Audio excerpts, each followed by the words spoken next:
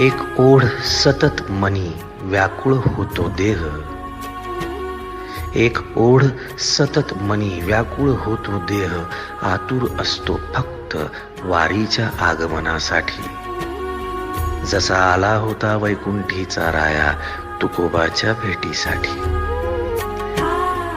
इंद्रायणीच्या काठापासून ते चंद्रभागेच्या वाळवंटापर्यंत तू असतोस आमच्या सोबत नाचून धुंद झालेलं पाहण्यासाठी.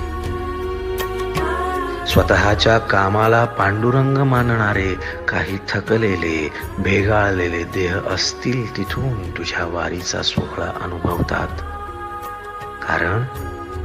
कारण तुझे काही मधुकरी ते काम आमच्यासाठी करतात, तुझे दूत म्हणून. त्यांचा अट्टहास पूर्ण झाला.